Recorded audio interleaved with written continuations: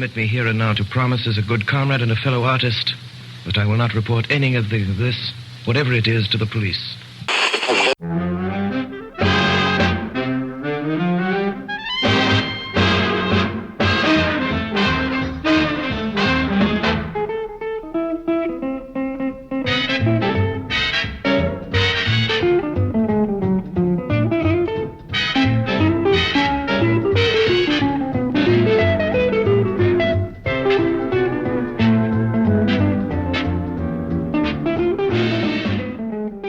Welcome to Abandoned Albums, the documentary podcast. Each week, our intrepid group of researchers and music archivists dig through the record crates of the world, finding those albums that may have been lost over time. If a new artist is discovered along the way, that's all the better. Using a patent-pending algorithm and spirited debate, we pick one album to discuss. Once that is settled, we will invite the artists to Thunderlove Studio to chat with your host, Keith R. Higgins. When we're lucky, they say yes. Our mission with Abandoned Albums is simple: to make sure artists' recorded work remains, or in some cases, lands on, the cultural radar. We invite you to sit back and relax. Thank you for joining us.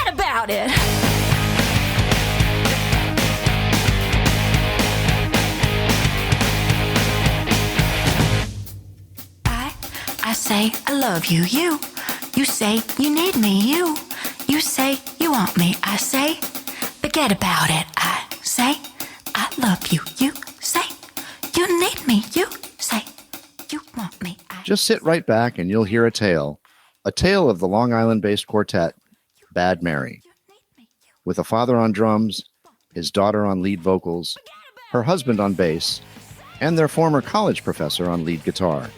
What could be a recipe for disaster is instead a finished dish of deliciousness. Channeling the best of punk and new wave of yesterday, blending it together to create something new for today. That's Bad Mary. Husband and wife Amanda and Mike stopped by Thunderlove Studio to chat about the band's past, present, and future. Here's my conversation with Amanda and Mike. Forget about it. It's just the normal noises in here. Where are you guys? It's 9 p.m. where I am. Yeah, us too. We're in New York. Oh, okay. I'm in Connecticut. Yeah, okay. Close. We're neighbors. We're neighbors. Well, welcome, Amanda and Mike from Bad Mary. It's you, Amanda, on vocals. It's Mike on bass. Now, if I have my research correct, it's your father, Amanda, Bill, on drums. That is correct, yes. And then your old professor, David Henderson, on guitar? That is also correct, yes. Okay, now, but we're not even done yet. You guys are married. Yes. What? Yeah, I know. Fooled you. Whoops. That is a lot of energy packed into 4 people. Oh, it certainly is. First of all, first questions first. What exactly is David a professor of? So David was my professor at Hofstra University. He's still a professor at Hofstra University in the Department of Drama and Dance, but he's on the technical side of it. So when I was a student, he wasn't, but he was the chair of the department at one point. He's also a masterful designer. So pretty much all of our graphics, all of the art that we use for the band has been designed by David. He directs all of our music videos. Wow. And he conceptualizes all of them. And yeah, so he's a really just all around talented guy who happens to play guitar. Yeah, he plays Quite well, actually. He plays pretty well. Yes, very well. So yeah, it's one of those things where, it's a pretty great. It's a wild lineup. That's the first thing is like, okay, so how did this happen? That's the first question we get a lot. Come up and see me sometime. Anytime. The sooner the better. David is still a professor at Hofstra. We all kind of started at Hofstra. That's the catalyst for all four of us. So when I was a student there, my dad was actually also a student there. Oh, wow. His last semester on campus was my first semester on campus. And a lot of my friends knew him. So I would be walking to my next class, see a group of my friends, and he'd be in the center of it. And I'd be like, oh, you guys are just hanging out with me to get to my dad. Because my dad's awesome. And that's why I'm in a band with him for as long. We get along great. But we started as kind of a party band for the drama department. So we were in it. We had a different drummer who's still very close friends with us, Rory Levin, who comes up in some of our lyrics in some of our songs. So she's a real person. Hi, Rory. David, and then our other friend, Andrew. And we were a party band for the drama department parties. We played covers. We there were 2 or 3 events throughout the year that we did. David still does this on campus, and that band is David and the Hendersons. And there's a current group of students that is in that. Yeah. Yeah. It's like a revolving door. It's a revolving door. There's a chart of it started I don't know how many years ago. And there's a graph of, okay, this person was in it for this many years on vocals and guitar, but then they moved to bass, and then this person joined. So there's a whole running, it's a tradition at this point. And we started as an iteration of that. And the year that we kind of all graduated, we were all staying local. That doesn't always happen. So we started playing cover gigs in local spots. And Rory ended up getting an internship in Disney World. So she relocated. Andrew ended up moving into the city and doing other stuff. So Mike hopped on bass. He was on rhythm and guitar at first. Mm-hmm. And we wanted to keep playing. And I was like, I know a guy that plays drums. Maybe he'll be interested. And it was my dad. Yeah. So that was the happenstance of how the four of us got together. And since then, we just keep going. And it's been such a wild ride. Given the dynamics of the band, there's the potential for a lot of different types of conflict. Because there's a husband and wife conflict. There's the father-daughter conflict, potentially. There's the creative conflict. How do you guys deal with that? I think we get through all of those possible conflicts or creative differences. Sometimes we work through them. We write everything together. We really do work together. And it's because it was almost like a family, I don't know. It is a weird family band. I feel very much like David and his family have adopted me into their family as much as in my head, he's part of my family. So I don't know. We get through all of those possible things and laugh about it. There hasn't been that. And I don't take that for granted because I have heard that story so many times of this one said this or that one said that, or a band was put together and maybe there were clashing personalities and it doesn't always work out. Right. I feel very lucky to be able to spend this time with these people from that happenstance of how it all came together, and we just keep going. You have that spot at the beginning when a group first starts where you're trying to feel everything out, trying to figure out how everyone operates. And then you get to a point where you're really comfortable with each other, but you could still easily get upset by things. I think we're at the point where we know how each of us work. We know which each of us is good at. I'm not good at hiding my feelings. I'm very vocal up front about everything. And there's an honesty to that. And I think that we have fun with it. I'm very rarely mad at the people in the band. We're, usually, and we discuss this as a band all the time. It's funny, it's sometimes things that are the most frustrating about being in the band are all the outside stuff, right? that upsets you. And there are times where I'll be mad at rehearsal and I'll say to the band, I wish I could be mad at you folks, because that would be so easy. Being angry with I don't want you to be mad at me. Yeah, but you know what I mean? It's almost easier. So I think we all know where we're all coming from. We have an understanding of each other's personalities. We're open about how we feel about things when stuff comes up. And really, we do have fun with it. We're making music and we're doing this at the base level here is to have fun. Right. And we want to make music that is fun for us to perform. That's fun for us to record. And that's fun for us to share with people. So in the end, we try never to get away from the idea of what we're doing is fun and what we're supposed to be doing is fun. We live stream every week, and there are times where I do throw my hands up in the air and just walk off, and it's because David has dogs in his house, so I'm like, I'll give you guys a minute. I'm just gonna go play with the dogs. So whenever I leave now, they've reverted to playing ZZ Top, and then I'll come back, and it's like, did we just become a ZZ Top cover band since I've been gone? That's our threat to Amanda. If I leave, they're like, she okay. does leave, we're turning into a ZZ Top tribute band. That's awesome. Whenever we collectively, because there have been times where we've come together and have been exhausted also, because it's a grind. There's a lot of work that goes into it, and it can sometimes the work part overweighs the fun part. And whenever we collectively feel like, okay, what are we doing? We make some kind of change. Do you guys divide some of that work up? We each kind of have our platform, and then we'll kind of check in on the other ones. Yeah. So I'll handle the email list.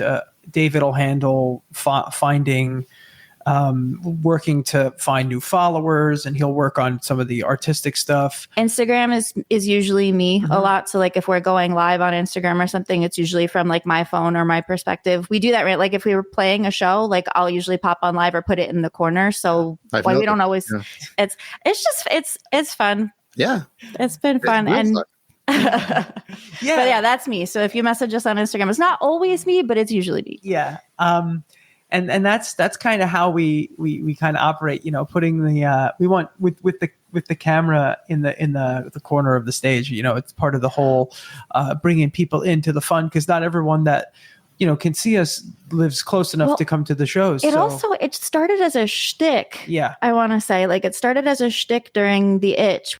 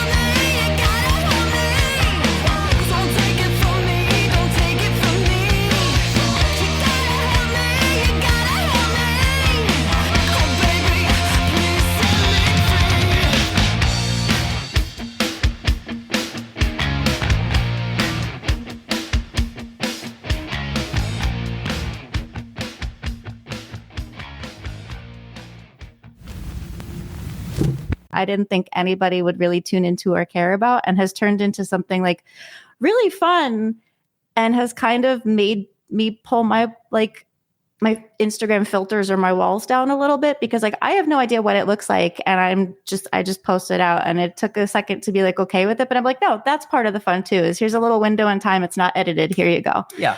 From the inception of the band through marketing, through what you're doing with Twitch and all of that sort of stuff, it's just sort of growing on its own. Yeah, we're just do what we can. We've just kept doing what we can. Yeah, and we want to be ourselves. We're not trying to we're not playing characters or anything like that. It's very much us. I think that comes through for what it's worth. That's good. That's good to know, because you never know, right? You never know how you're viewed. So I appreciate that. And it's one of those things where it's we always want to kind of be organically ourselves. Yeah, maybe it's organically ourselves on 11. Right, as opposed to us at 5 or 6, but it's that's kind of how we like to perform, and our method or our methodology to performance is not only just us performing, but it's also being organic with the audience in the room, and making sure that if everyone in the room, or as many people as possible in the room that are engaged, are having a good time, but are also kind of in on it, right? It's kind of this big kind of party vibe that we're going for. It's a big conversation. Yeah. A lot of the time. Calm response. Let me ask you about your name, Bad Mary. Why? How? We were David and the Hendersons, so we were that. And then I love that name. I gotta tell you, I just love that. I think there's still a Facebook group for that. There is a Facebook group. But yeah, we were David and the Hendersons. And then when we decided to start playing more outside of Hofstra and doing our own thing, we called ourselves Madam X for a few years. But then when we started to write original music, we were like, okay, we're gonna have to change the name because Madam X is like another couple of bands. It's a movie. It's a club. It's a bunch of stuff. Mm-hmm. We searched. We kind of worked on band names for a very long time. And what's the best game ever? Yeah, also it's like terrible. So it's like, it's a good band name. So we have a Facebook chat, and this Facebook chat is 12 or 13 years long at this point. And, for probably about a month, we would spit a name out, search the internet, spit a name out, search the internet, see if we liked it, search the internet. See if it was everything was taken. And everything, we couldn't be too complicated. Yeah. So like you want it to be understandable. You want it to represent what our vibe is about. Mm-hmm. And we wanted it to be fun and punchy, and you be able to understand it if someone said it. That's the a huge important thing at a show, because we see bands all the time. If we're playing some place we haven't played, we'll be on a bill with like a couple other bands that we haven't met yet, or we might have met online. And I'm like, what is their name? And they maybe say it once during the set, and then it doesn't get brought up. And then when it does, it's this long name that I'm like, I want to write it down. I remember I need to follow it right now, or I'm not where. And that name is really, you want to make it easy for people to hang on to. Yeah, you want to make it easy for them to say it. So David threw the name out at us at like 6 o'clock in the morning, and I liked it right away.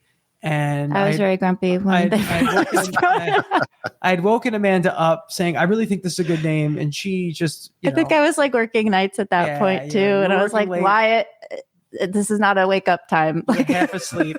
And, but later on that day, she kind of came around to it.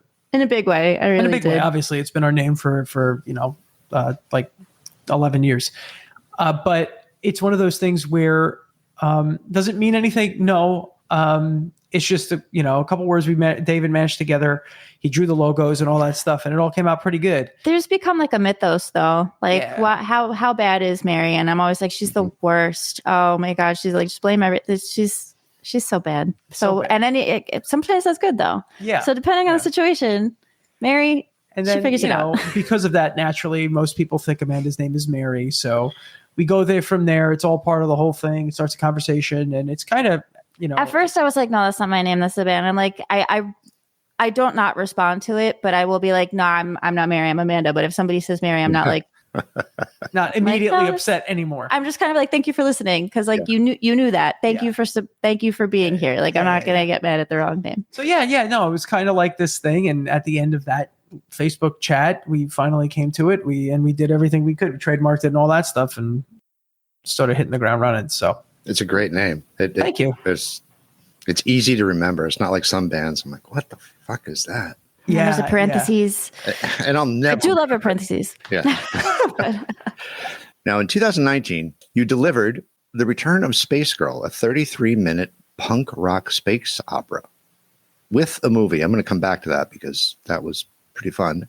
And then in 2022, you guys put your spin on some classic rock songs with the release of Rock and Roll Classics Volume 6 and 7, which begs the question, is there a 1 through 5? I'm sure you've been asked that many times.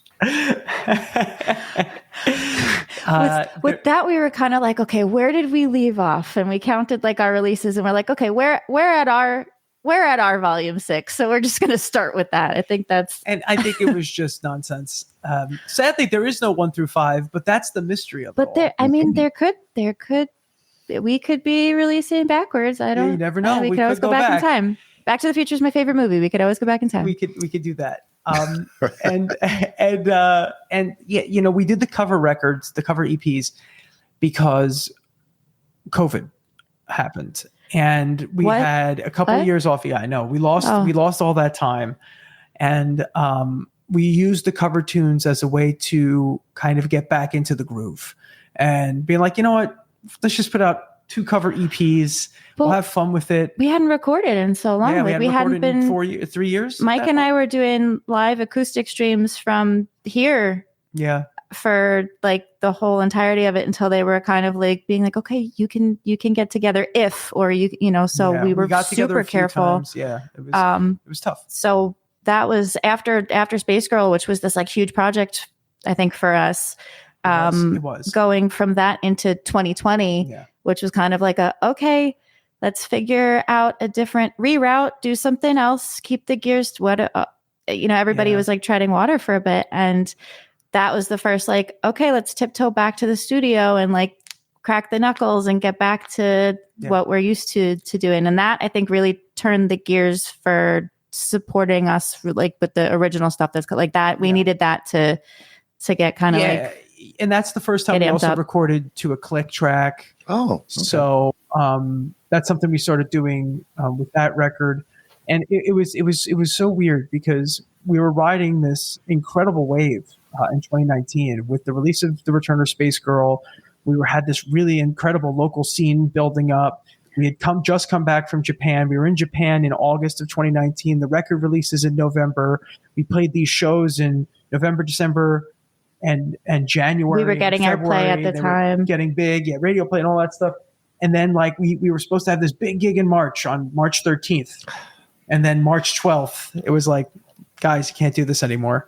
And it deflated a little bit, but having those covers, like knowing like, hey, this is what we're going to work on. It was exciting to kind of like get back into it and work on stuff again. With music we already knew. Yes. But, so it like we could make something, we could create something while we were trying to like get back to writing original stuff again. And then after that, that really does spark, because after a while, we were like, we had recorded like maybe like 8 or 9 of the 12 covers, and we were like, I don't want to do this anymore. Can we write original stuff again?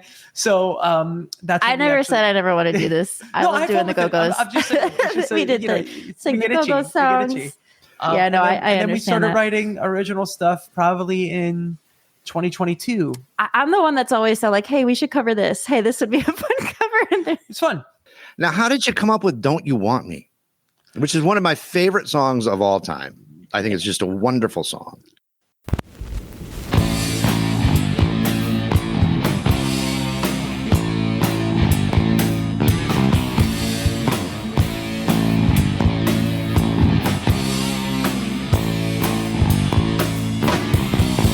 You were working as a waitress in a cocktail bar when I met you. I picked you out, I shook you up and turned you around, turn you into someone new. Now 5 later and you've got the world at your feet. Success has been so easy for you. But don't forget it's me who put you where you are now, and I could put you down too. Don't you want me? You know I can't believe it when I hear that you won't save me. Don't you want me? You know I don't believe you when you say that you don't need me. It's much too late to find. You think you changed your mind? You better change it back or we will both be sorry. Don't you want me, baby? Don't you want me? Oh, don't you want me, baby? Don't you want me? Oh.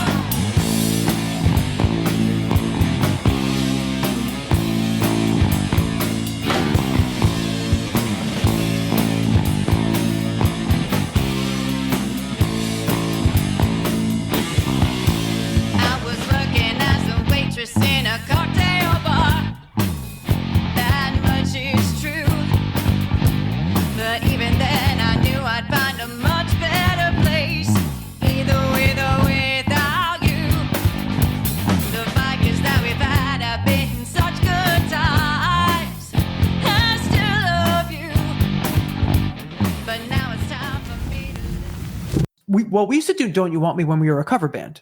That was like That was Madam, that was one of the that songs we used to do. David and the Hendersons? Did we do that in that, or was it Madam No, X? I think we did that afterward. I think we might have done that as Madam X. Ah. Either way, we started to we played that when we were a cover band, and it was one of those things like new wave was always kind of in the conversation of what we were doing. I love new wave. A lot of new wave music is always kind of floating around everything we do. And since we're drawing a lot of inspiration and influence from, the late 1970s, New York City, bands like Blondie and stuff like that as well, David grew up in England. So he was kind of there for the whole, like the end of the beginning of the English punk thing and English new wave and stuff like that. And having, Amanda and I doing kind of dual vocals back and forth, that was kind of a no-brainer for us. And we always liked that song, but we really wanted to lay down on that riff. I like when also you get to hop in more on vocals. It's fun, like singing back and forth with you. Yeah. So that was a song that we had done forever, and we're like, we should record it. And we did. And then we did a video for that was actually like David walked backwards the whole entire time, and we're walking down a sidewalk on a street by a music school that I used to teach at pre-pandemic, and where he's doing a single shot walking backwards. My dad is walking behind him to make sure that David doesn't get hit by a car like walking across the street, because we like cross over full streets, and it's like one shot of like us just like kind of like in a fight, not looking at each other, but like we never know exactly what they're going to look like. David always has some idea, and we're just like, okay, we're going to meet at this place at this time, wear this color, don't wear this color, I got it. And like we just show up, and he just is like, okay, this is what we're going to do. Awesome. I love when people bring that song up, so thank you. Actually, that's a song we should probably play live. We should play that more. I really have a good time with that one. I struggle with labels to music, but there's so many. One website described Bad Mary as New York-based glam punk, in particular in relation to the song It's All Trash.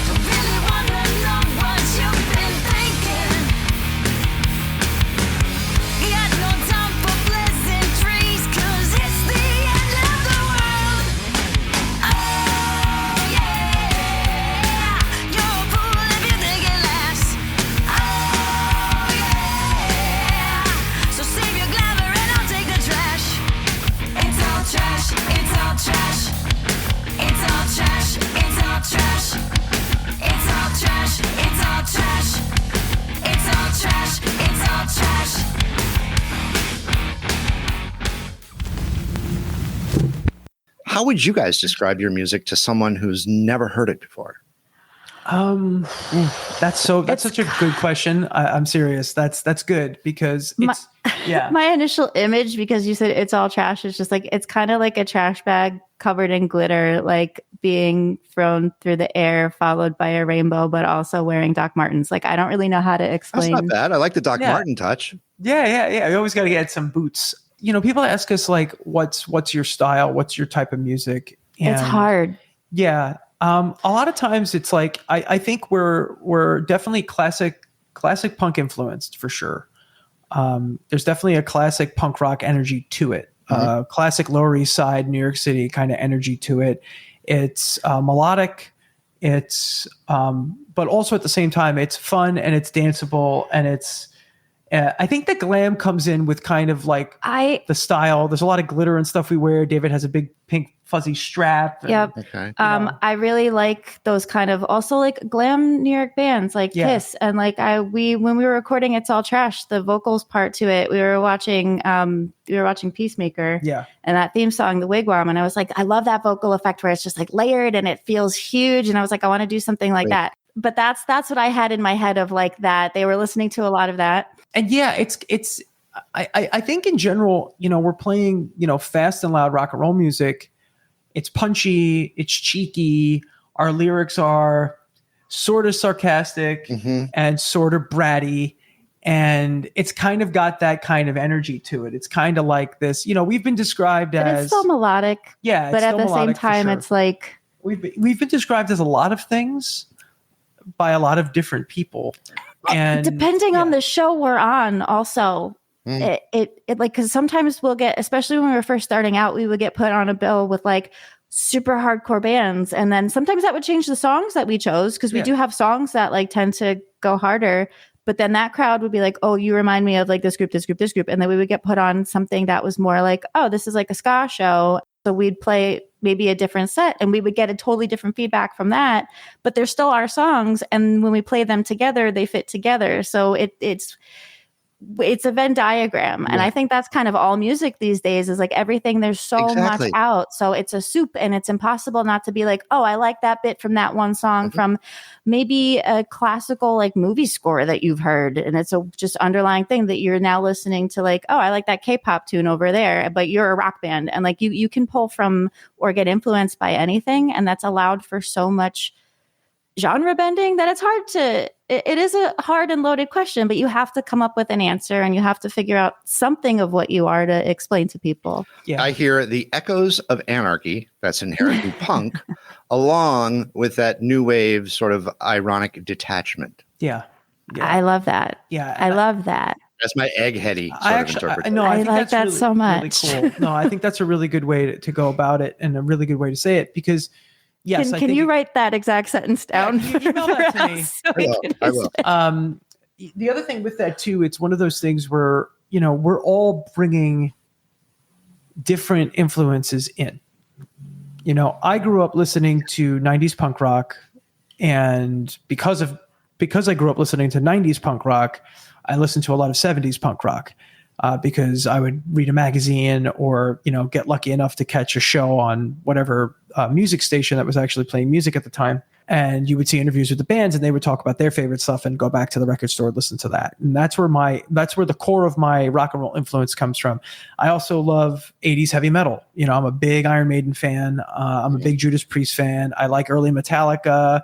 I like that. I love like bands like the Misfits, who are like punky, but also kind of thrashy horror punk. But also, and I'm going to out myself in this conversation, which I do all the time. A major draw and a major influence on my writing and my style of music is video game music. I grew up playing a lot of video games, and I think a lot of the composition that was coming out of some of this stuff, you know, I joke around that there's certain songs that I've written that wouldn't exist without Street Fighter 2. I probably wouldn't exist without Street Fighter 2 to some degree in this way, shape, or form that I'm in right now, or, you know, Mega Man X or Final Fantasy or whatever. David grew up in England. He kind of, you know, big Queen fan, you know, loves bands like AC/DC too, with like that kind of like open kind of heaviness that AC/DC has. And also, you know, loved bands that love that whole English punk rock. He loved Blondie also super Blondie. Into Blondie. But, you know, loves bands like the Stranglers, right? And stuff like that. I won't speak for Amanda. I'll let Amanda speak for herself on this one. Bill is like a musical library. You know, he's been playing drums since he was 3, 65 years. And he is an absolute beast. That his chops are unbelievable, but he knows everything. Bill could play jazz, and then he'll switch into heavy metal, disco, and then he could play disco, and then he could play straight up driving rock and roll. So what's great about that is when you give Bill a song, and I'm like, Bill, I don't know what to do. I can't write drums. He'll come up with some incredible like combination of things. Like if you listen to our song Ninja, which has got this kind of offbeat kind of thing going on to it, he's doing almost like a James Brown kind of drum beat underneath that. And, you know, that's going to be on the new EP, where we recorded that for the new EP. And that's become one of our big songs that we play out. But like Bill will just straight drive it and hammer.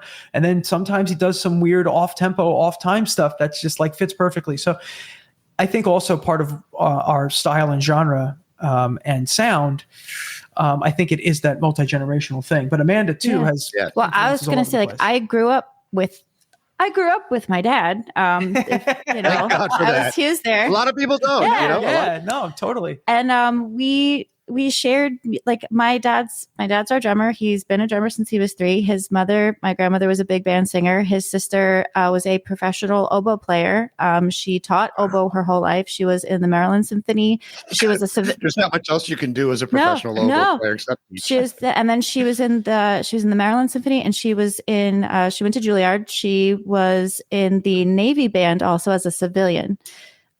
So that was her life, was oboe. And then my dad was the drummer. My grandfather was a guitar player. It has been in my family. So when I was little, my aunt was at my house, and I think The Little Mermaid had like just come out. And of course I was like 2 and obsessed with it. So I'm sitting outside in like my kiddie pool singing along. And she was like, she's on pitch right now, so you should do something with that.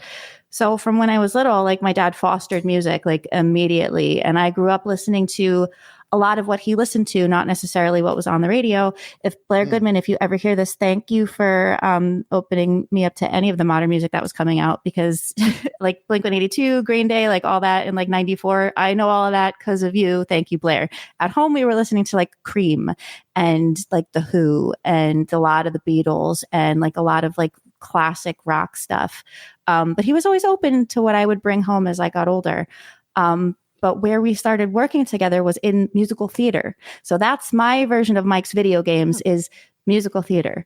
That's where I started singing. When I was a kid, he was in a band called Pipe Dreams, and the lead singer of Pipe Dreams worked at a community theater. I got enrolled in that program because that was kind of the outlet for if you wanted to sing and you were a kid, you would go to the chorus or you would go to the theater, and that was your group activity. And I loved it. And when I got older and started doing the shows, he started playing drums in the pit because he knew Gene that worked at the theater, and they're like, oh, we need a drummer, similarly to how we have a drummer. It's like, oh, no, I know a guy. In comes my dad. So since I was a kid, we've been working in this aspect together. And I gravitated naturally towards, and this should have told me something, the rock musicals. So everything can have a story to it, which is what Space Girl kind of is for all of us. And when we perform stuff like that, I take that to it. And that is why I cover myself in glitter and I wear whatever the heck I want. And I want to paint my face with dots on it sometimes and bright colors. So that's part of the glam part of it too. But there's always a story to tell, and you always need to know what you're singing about. And it might change every night. And that's the cool thing about music too. So I've just went on a long ass tangent, but that, I'm glad you brought up Space Girl because I want to talk about this. Yes, segue. I watched, beautiful segue. I watched it earlier today because I didn't know the movie existed, so I watched it, and wow, well done. Now, the song Space Girl that's on your first record. Mm-hmm. Have you always had the concept for this rock opera, whatever, concept album, whatever we want to call it? Yes. Has this always been kicking around in your brain? So brains, I should say. Yeah. So it's a multi-step. The thing with the return of Space Girl was, so I had written Space Girl before Bad Mary was a thing.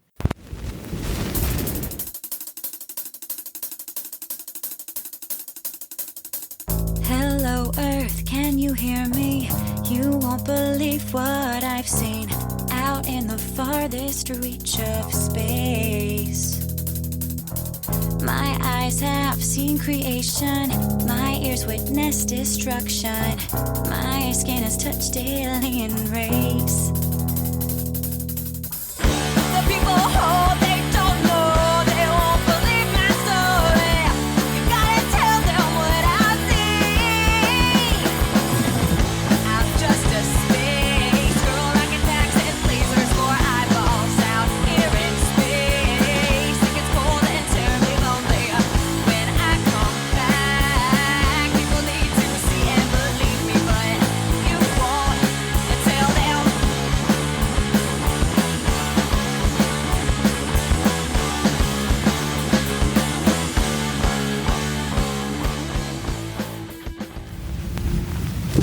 I'm a big sci-fi guy.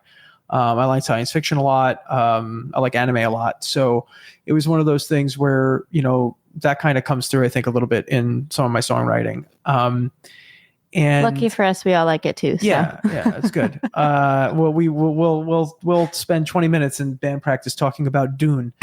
But so I had written Space Girl when the band wasn't together yet, and I had a couple of songs. I just wrote a couple of songs because I was coming up with some concept on my own. And then once we started writing original music as Bad Mary, I said to David, I'm like, I already have some songs. And he's like, cool, bring them in. Let's work on them. And I kind of reshopped the original song I written, and I moved it into Space Girl, which is ultimately, I realized much later in life after doing some, CBT, some cognitive behavioral therapy. Oh no, I'm familiar. Yes. Yeah. Sorry, folks out there. That wasn't a reference to any drugs. I started engaging in some CBT and realized that a big problem I've had throughout my entire life has been being misunderstood and not understanding. And I realized that ultimately at the core of The Return of Space Girl, or the core of Space Girl, the song Space Girl, the problem there, the conflict there is about being misunderstood. That song's very important to me. And at that point, we were like, listen, it doesn't have to necessarily tell this complete story. We looked at the ELO record Time, and how time is not just about a straight line story. It's about all these things that kind of have this central theme to it. And we started writing songs about that. And ultimately it started to change to be about those things and be about the story of the Space Girl robot. But on top of that, it also became about social media addiction, misinformation, things like that. And we wrote that record in like 2017, 2018 and put it out in 2019. So that was before COVID.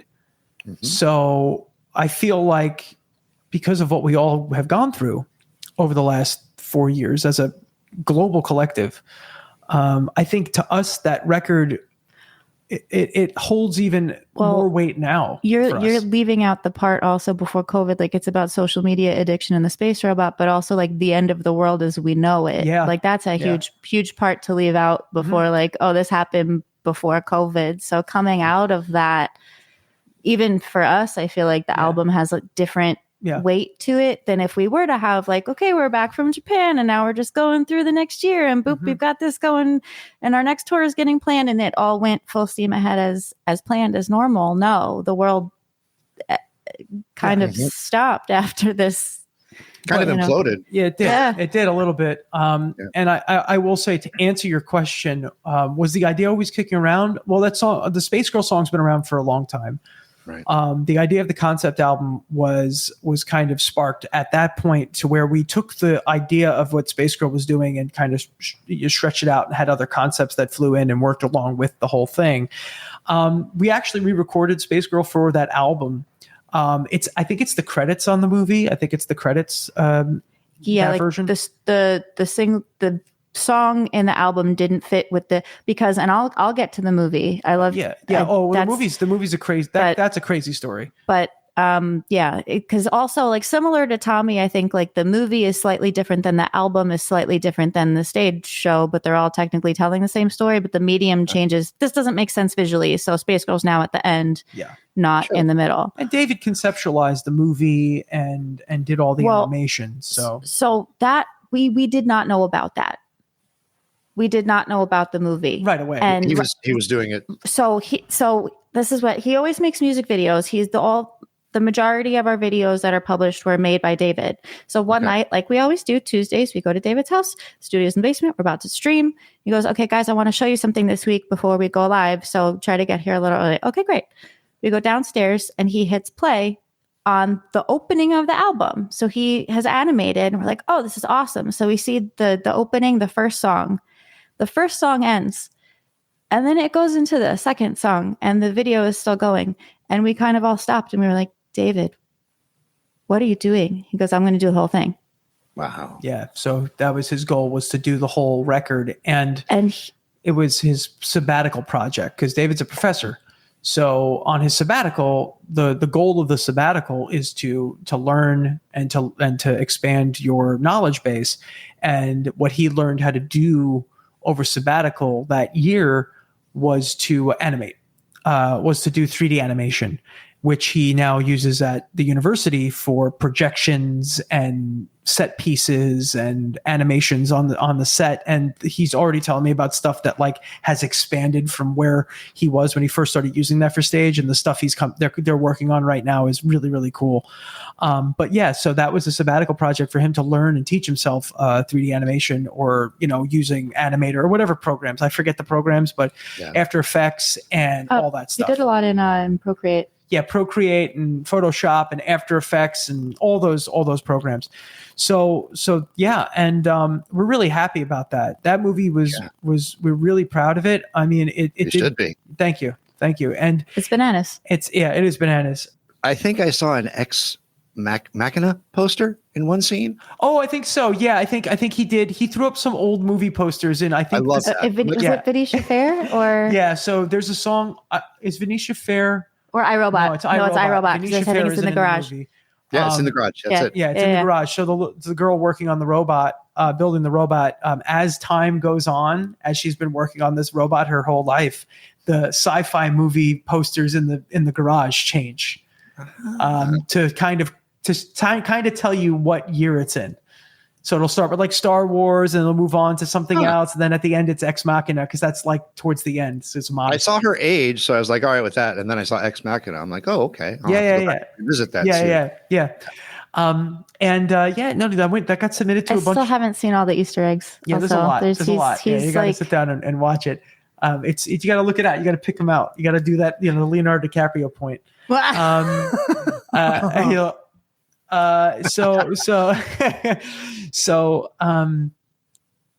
got, David submitted it to a bunch of festivals, as an animated feature, and it did well. It did well at the festivals. It won a bunch of awards, and it won some awards for best original music, which to us is we were psyched about those. I know David wanted all the animation awards, and he did get a bunch of like best short. Oh yeah, best animated short. But whenever we got the music award, we were like, yes. Yeah, really cool. Now you're re-recording, the whole first record. 6 songs. Six songs. Okay. Pretty much the 6 songs that there's a lot of songs that we still play that we started off and playing when we started, and that people still request constantly, that are still in our sets. And when we recorded that first album, and I love Better Days, we very much were just figuring it out. Yeah. So there's songs on there that I love that we really wanted to kind of revisit and take what we've learned and the years of playing them and how they've grown into the same, but a little different. Yeah. You play a song live for 10 years and it does kind of shift, and it kind of changes, and it takes on a different energy. So what we wanted to do when we're recording these is we wanted to, record them so that they were up to the level of the newer stuff we recorded in terms of a production standpoint. But also on top of that, we wanted to try to capture that kind of raw live energy of it all and bring those into the songs when we re-release them. And also a good way to celebrate the record being, over 10 years old at this point. And, we were doing Trash and Glamour, and I'm immensely proud of that EP. I really, really think that I'm so happy with those songs and how they came out. And as we were working on that, I was just like, it'd be funny if we re-recorded a bunch of songs off Better Days and called it Better Days, and then put the second ER in parentheses. And David loves parentheses play. That's one of his favorite things. So he was in. That's a peculiar thing to be I'm in. here for parentheses. What do you know? Some of our song titles were a working title with an absurd spelling that by the end we're like, that's his name. We're not changing it. We were joking around and that's his name. So Mars Attacks being one of them, which is purposely spelled incorrectly. The windows are boarded up outside the burned out truck. The sirens wail as we get warnings from above. Tie up my leather boots, my homemade combat suit. Prepare myself for another swift attack in the sky. This is how we live, how we die. But we could have seen them all.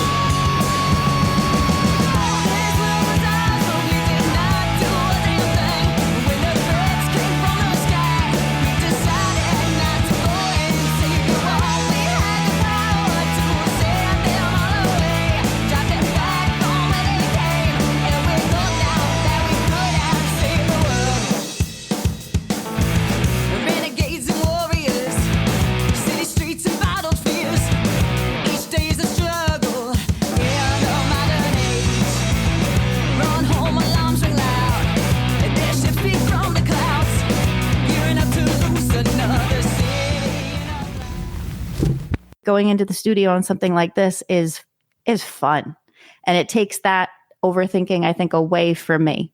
So this project has been really, really fun. See, that was your first mistake, is that you're thinking. I just turn it off. Just turn the brain off. See, if you I don't think ever. And you're doing okay. I do all right. You're doing great. Yeah, exactly. Yeah. And when that comes out in April? I believe the full EP should be out in June. In June, okay. Yeah. Cool. So I think we might have a single in between. You don't have a March date for and that June yet, well. but that's the plan. We'll see. Awesome. Now open the pod bay doors, Hal. I'm sorry, Dave. I'm afraid I can't do that. What's the problem? I think you know what the problem is just as well as I do. What are you talking about, Hal? This mission is too important for me to allow you to jeopardize it. I don't know what you're talking about, Hal. I'm going to try something different. I've never done this with anybody. I love it. Do you know who Lester Bangs is? I got a few years on you guys. I'm actually not familiar. He wrote for Cream, primarily, Cream magazine. Oh, okay. Yeah. He was played by Philip Seymour Hoffman in that movie, the Cameron Crowe movie about a band. Oh, Almost Famous. Yeah. Oh. Yeah. Okay. Yes. No. I know who that is. I love that movie. I know exactly what you're talking about. Yep. He's known for his clever wordplay. So I pulled up Yole Artificial Intelligence and asked it to generate some questions to ask you guys in the voice of Lester Bangs. Oh, this is cool. I like this a lot. This is awesome. So play along with me. Here we go. These are Lester Bangs in the voice of Lester Bangs. I don't know what he sounded like, so I won't try to do that. But rock and roll has been declared dead more times than I've been kicked out of bars. How does Bad Mary keep the corpse twitching? Ooh, we just plugged it right into the electrical socket of the wall, turned that amp up to 11, covered it in glitter, put on some dancing shoes, and let it rip. Yeah. Caffeine and rage. That's a great combination. Next question. Every band says they're different. Cut the crap and tell me what actually makes Bad Mary stand out in a sea of mediocrity. I mean, we're the first ones that will tell you that we're trash. So we've already like.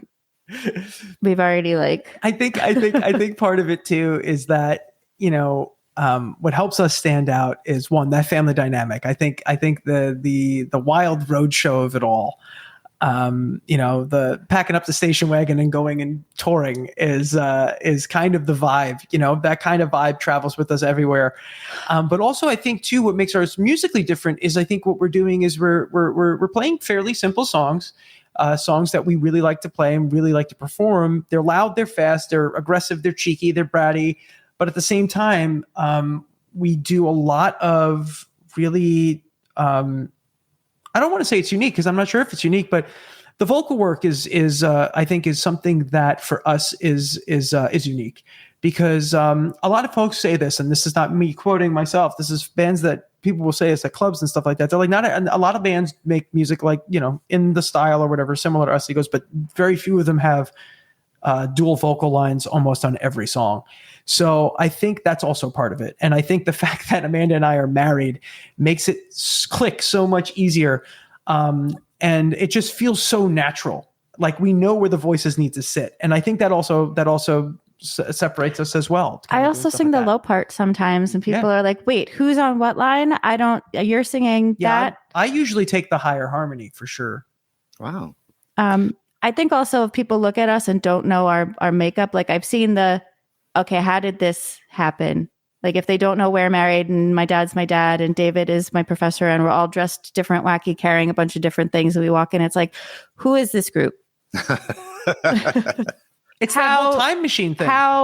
You guys are on the upswing. So this is, again, the voice of Lester Bangs. How do you navigate the noise of praise and criticism while keeping your artistic compass intact?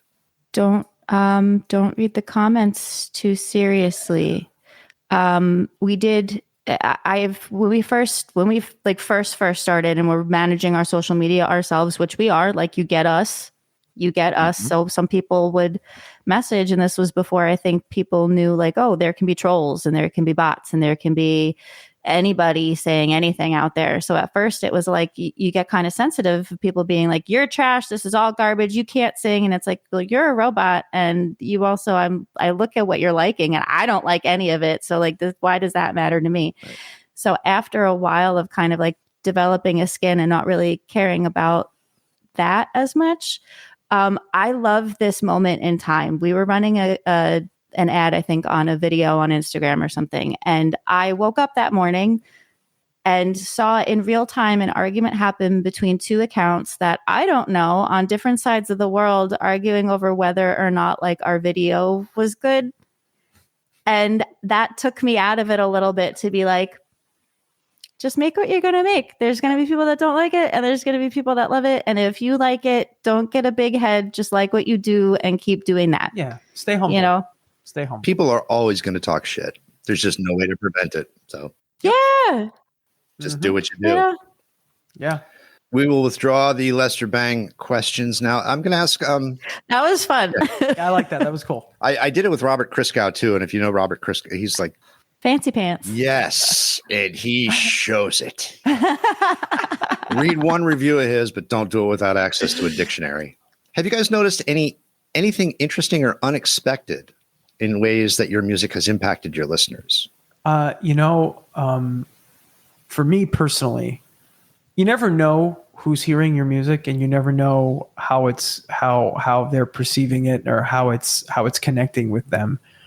And for me, and sorry if this is the same answer you would give Amanda, we in 2019 we threw a tour together to go to Japan, and we kind of did it ourselves. We worked with Inter Idoru Management over in Tokyo. And they helped us get over there and book some shows. And, when you go over there to another part of the world that, doesn't really speak your language, or both parties don't speak the same language, really, I do my best at Japanese as best as possible. The first night we get there, our first show is at this punk rock club in Tokyo, in Koenji, I think. And the other bands were unbelievably good. We saw them during sound check, and they destroyed. Like, they were incredible. And we're this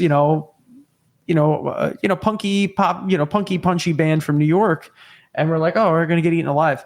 And we got on stage, and the music connected with the people there immediately. Like, I had this big dude with like a big pink mohawk, like big Japanese guy, big pink mohawk, just screaming in my face. Second song in. And it was one of those things where it was just like, oh, wow, I guess music kind of is this kind of agent of communication that we can connect with people on the other side of the world. And the impact. They knew when the haze were. They knew when we have a lot of call and answer stuff, and they jumped on board immediately. All over it. And by the second time through each chorus, the room already knew it. And it was weird. It was a humbling experience because it makes the world feel so much smaller.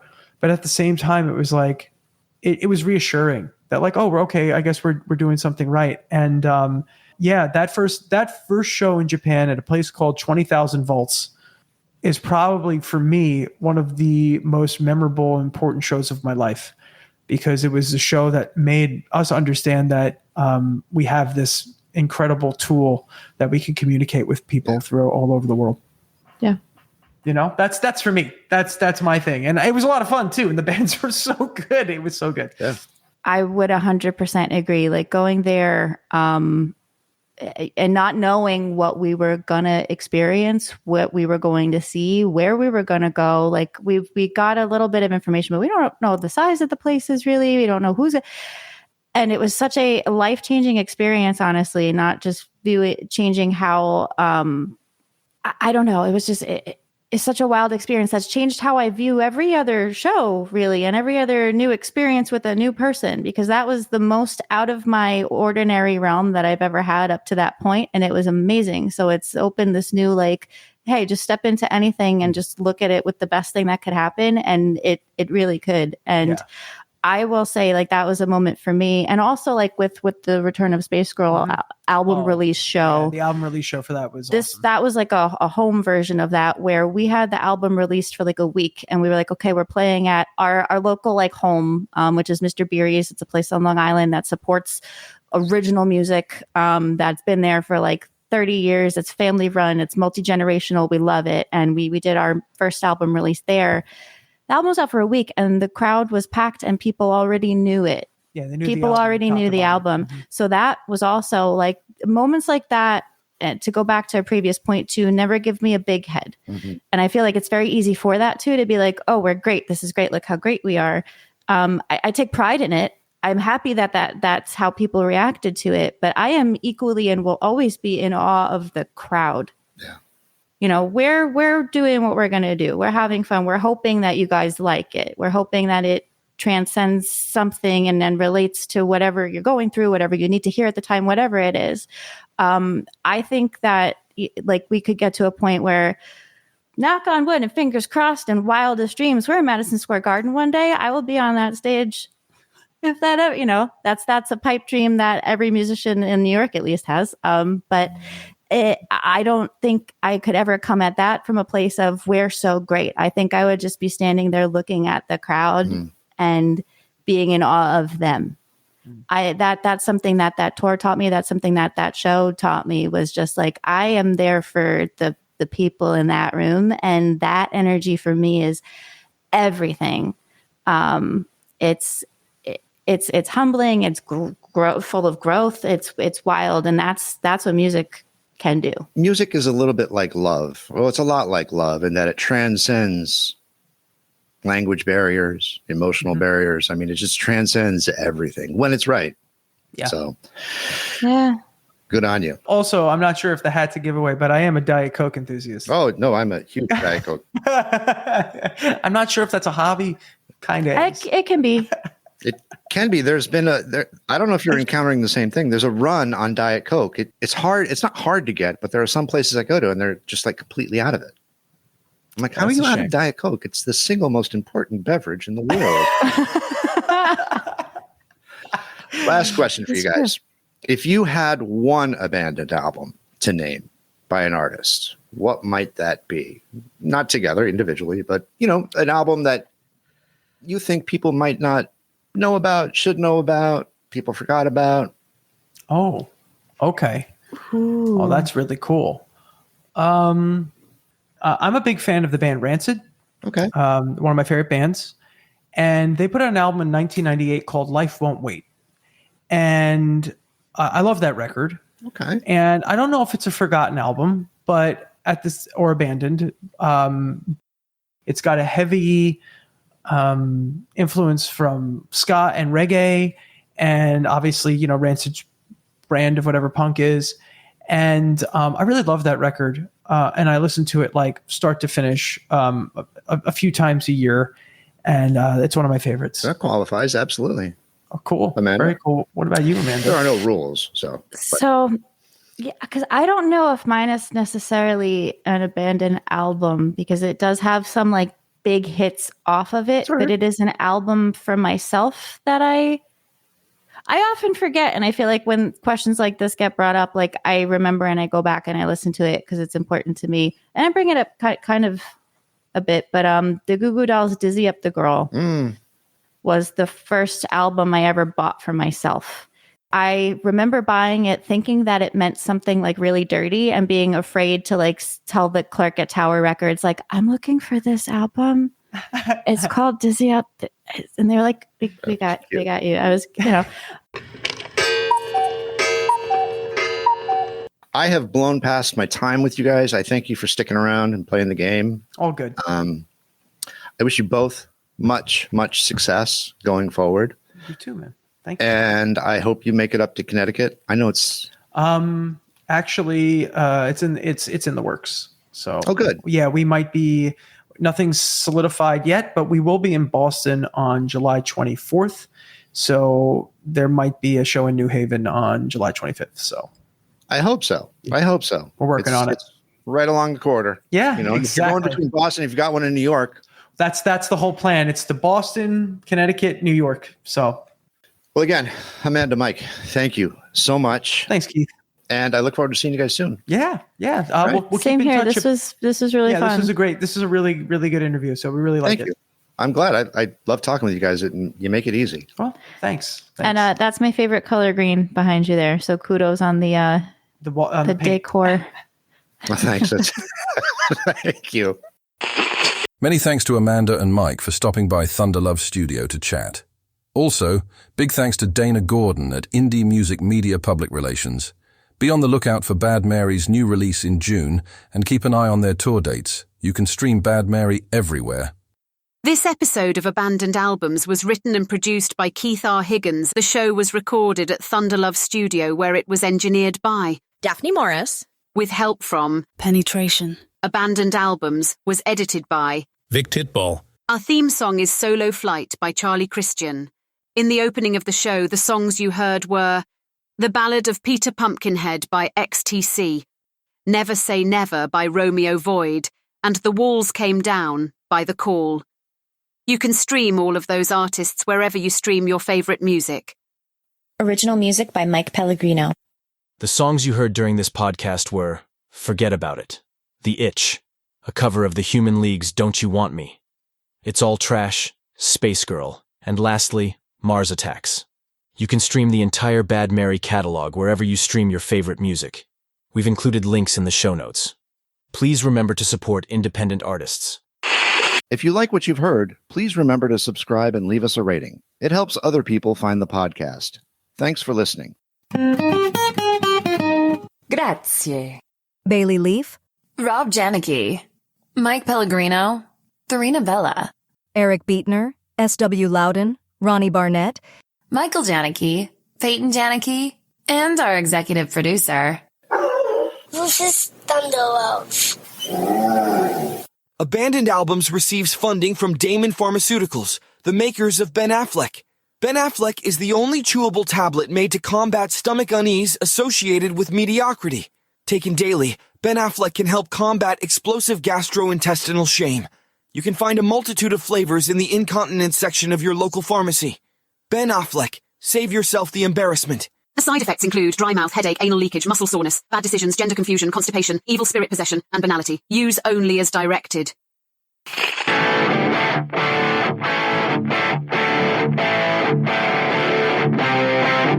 And now, until we meet again next time, I remain as always obediently yours. Abandoned Albums is a production of Paw Print Media. And now, a word from our sponsor.